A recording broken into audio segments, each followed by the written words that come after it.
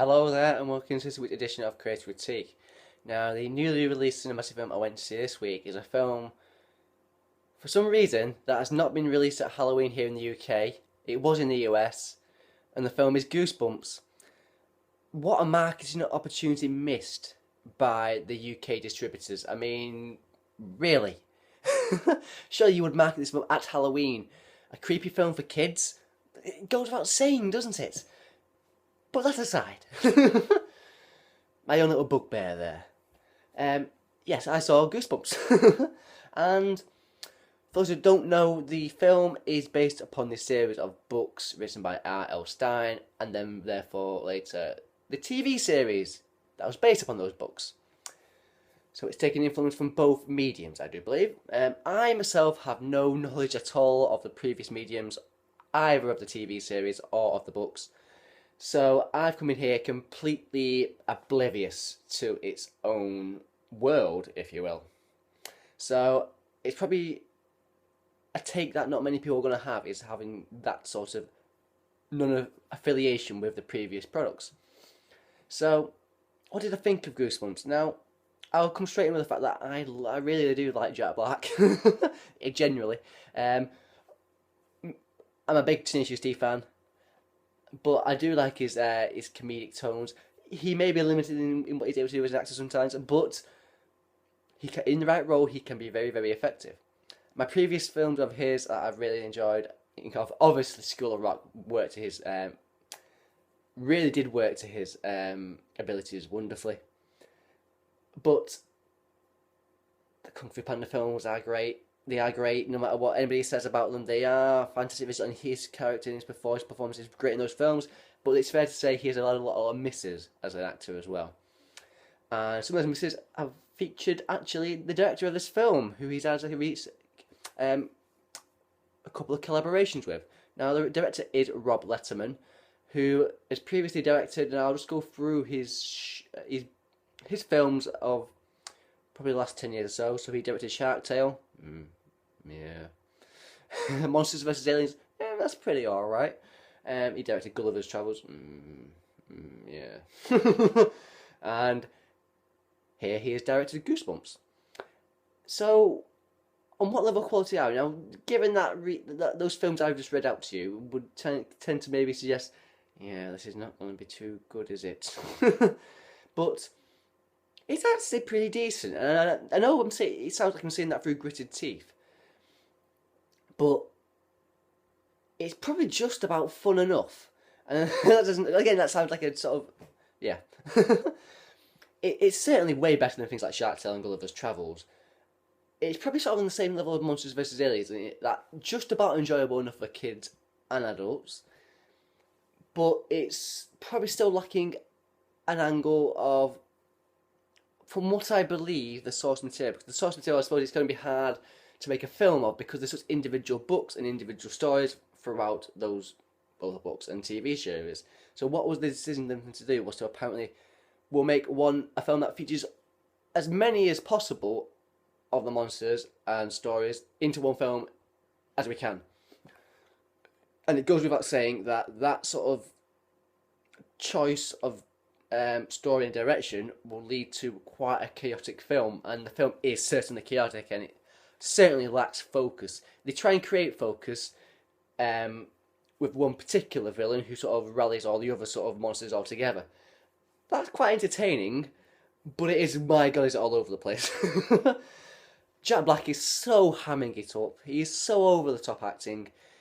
I really did enjoy him.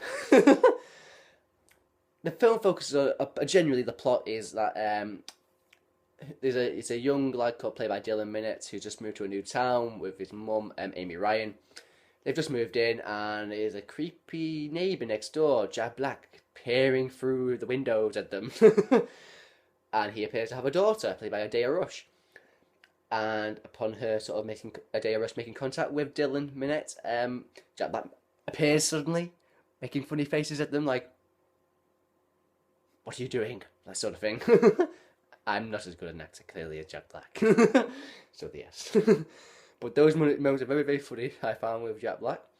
So he wanted him to stay away from his property and stay away from, in particular, from his daughter. Obviously, then things that does not occur. He manages to make contact, and he thinks there's something going on in this house when he hears screams coming from their house. It turns out that he Jack Black plays the writer R.L. Stine, and his job. Effectively, he's written obviously all these books, and he keeps them under lock and key because if they were to be released and opened, monsters would break loose. Guess what happens? Yes, that's right. The monsters do break loose, and it's them about those young actors and Jack Black trying to effectively save the town. Yeah. So there you go. And then, like I say, the main sort of villain of the piece is a character called Flappy, who is effectively a ventriloquist dummy. And I do like that because I do really find ventriloquist dummies quite creepy. So, and Jack Black plays the voice of Flappy as well. I really do like that villain, and I did enjoy that interaction with Jack Black himself. The performances of the young cast are always quite difficult in these sorts of films because they're kind of playing to certain stereotypes, and not stereotypes of movies. It's very fair to say. So, like I say, the humour is all over the place. There's a lot of stuff that doesn't hit, but enough sticks, and there's enough visual flair and enough. At no point was I bored during the film. It's obviously a film of only about an hour and 45 minutes, so it's not trying to go crazy in what it's doing. Or if the plot, well, hey, it kind of is in a way, but in terms of the length of it, it's not trying to go too far down the road. But yeah, the story is crazily all over the place, and like I said, jokes don't hit, but there's enough there that sticks, that makes it enjoyable and frantic enough to make it an enjoyable cinematic experience. But like I said, it's not quite the high level of what you'd want from a sort of enjoyable family film. But that's not saying it's not decent, and it is decent. It's just not top level, that's all I'm saying. So yeah, Jack Black is enjoyable. The performances are okay by the young cast. There's some nice comedic cameos by actors that have featured in things like I can't remember the name of the girl out of Workaholics. She pops up as Dylan Minette's auntie, and has a funny sort of engagement with Jack Black. And there's also an appearance by Timothy Simons, who's from Veep, obviously. He's always great to watch. I enjoy his sort of comedic twitches and things like that in his performance as a cop. It's quite good. So yeah, there's nothing there to make it enjoyable, but it's certainly no family film masterpiece. Worth a look. If you're in the UK, it's probably worth a look on TV. But I think your child should get enough out of this. Yeah, there we go. I just really sort of moved over. I sort of dwindled into that final bit there. Sorry about that. But yeah, it's just entertaining enough. Jack Black is so over the top funny, over the top acting and hamming it up. So yeah, there we go. Goosebumps was my cinematic release film of the week. So, my classic film of the week is not really a film that has anything to do with Goosebumps at all, or Jack Black, but it's a film that has plenty to do with today, which is of course Valentine's Day. The film is the 1989 Cameron Crowe directed romantic comedy drama, Say Anything, ... which stars John Cusack and Ione Skye. Oh, and John Mahoney, of course, as well. And I am going to be freely admit I'm not a massive romantic film fan. I'm very rarely touched by a romantic film. So for me to, I am going to claim this as my favourite romantic comedy drama, or romantic comedy, whichever one you want to describe it as, is enough of drama and comedy in there to be either or. So, for it to have sort of had an effect on me when I was viewing it was interesting, because let's just talk. So the main thing I'm going to focus on, first of all, I'll give you the brief description of what the story is about. It's just a romance between John Cusack's character Lloyd Dobler, and who is not an underachiever, but he's a bit of a slacker, but he's quite a reasonably cool guy, and about his courtship of effectively the school, the top girl in school of looks and grades, played by, called Diane Court, played by Ione Skye, and it's effectively about his courtship of her. And the reason why it's interesting, because now I described the plot there generally, and there's a disapproving father in the form of John Mahoney as Ione Skye's father. So that description of the premise would lead you to believe there's a lot of, yeah, we've seen this film before. We certainly have seen this film before. That description would go, oh, slacker guy wins beautiful girl against all odds and the disapproving dad. That description of a romantic comedy film has been played over millions of times, hasn't it? But the reason why this, I think, is above the standard typical films in that genre is the writing and who the characters actually are in themselves. Because Ione Skye is not some sort of prissy sort of I'm better than you, although she does make a brief comment, but she doesn't really realise until she said it what a silly thing she's said. She's not, oh my god, I'm so much better than you, and I'm so much beautiful than you, and you have really got to work hard in order to win my love. It seems like an actual play between characters, and well-written characters. And it's interesting, because there's moments in it that, like I say, I just mentioned the writing there. The writing of Cameron Crowe is wonderful. And it's something that's a common theme in his films, isn't it? Be it Jerry Maguire or Vanilla Sky. And I've not seen his Oscar-winning screenplay film, Almost Famous. But the fact that it's won an Oscar, it makes me want to watch it. But the writing in the other films, in particular Vanilla Sky and Jerry Maguire, it's offbeat romance and offbeat storytelling. I say offbeat. This is not quite as offbeat, but in terms of the way the dialogue is written in this film, it feels real.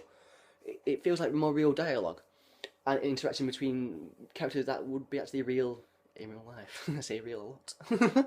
But, like I say, yes, those little comic touches by Cusack are great.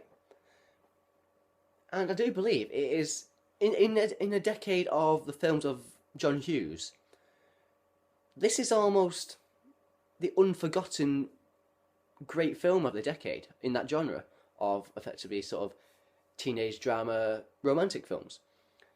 It's obviously not quite as genre defining as something like The Breakfast Club, and it's not quite as funny as something like Ferris Bueller, but I do feel it's so extremely understated in the way it presents itself. Yeah, listen to the dialogue and it's wonderful script writing. Like as I said, I work with Sublime Touches from Cusack, and like I said to you before about Ferris Bueller, if Ferris Bueller was a fully formed and rounded character, because let's face it, in Ferris Bueller's Day Off, he isn't. He's sort of a cartoony comedic character. If he was a fully formed and rounded character, he would be John Cusack's Lloyd Dobler, in my opinion, because he's got that sort of ease of cool, but he's certainly got faults, and he's completely playing it by ear, just like Ferris Bueller does. So there's a great comparison, in my opinion, from that angle. So yeah. And there's a couple of iconic moments in the film. If you don't know where it's from, you know of it. And it's the scene where Cusack's trying to win Ione Skye back with playing the Peter Gabriel on the jukebox through her window from outside in her garden. That's an iconic moment in a romantic film. Like I say, if you didn't know where it's from, you do now if you've watched this video. And there's other moments out of it as well, regarding when Lloyd Dobler's going off after his perceived breakup with Ione Skye, and going talking to guys, and there's that whole thing of, oh, you're better off without her, mate. That's a great scene. It's a wonderfully funny scene, culminating with particular end. When you think the joke's over, something else is added on to the end of it, and it's great. It's a great scene there. And also, effectively, when he's on the phone, this all sort of follows after the breakup, so it's some great stuff regarding the breakup in part of the film. Sorry, I'm spoiling things if you've not seen it, but sorry about that. So there's 3 fabulously iconic moments in this film when he's on the phone to a friend about what's just happened and how he's given him his heart and she's given something else in return. And like I say, the the engagement with other fellow guy characters, and that boom box sequence in trying to win her back. Fabulous stuff. It's fabulous stuff. The John Mahoney sort of character is, like I say, pretty a standard character, but he's giving a sort of different angle, and it's almost giving you a reason. Yeah, I don't go too much into it because it might spoil a bit of aspects of the film, of his character and the development. But it gives you something different from that, rather than just a "I don't like you" sort of dad character. There's something else going on there with his character. Some of it may not all work, but it's something different that you've not seen. So, yeah, it's a great film, and I think it's a completely underrated film. And if you are wanting to watch, if you're not too keen on romantic films, I think this is a film to certainly watch and get you into them. It's certainly one of my favourites, and I think you would enjoy the film. Say Anything is my classic film of the week, and I think it's a great film. It's a great film. There we go, yeah, so that's my classic film of the week, and Goosebumps was my theatrical release film of the week. I thank you if you have for watching. I hope you do subscribe to me, and I hope to see and speak to you again at some point. Thank you very much for watching, and goodbye.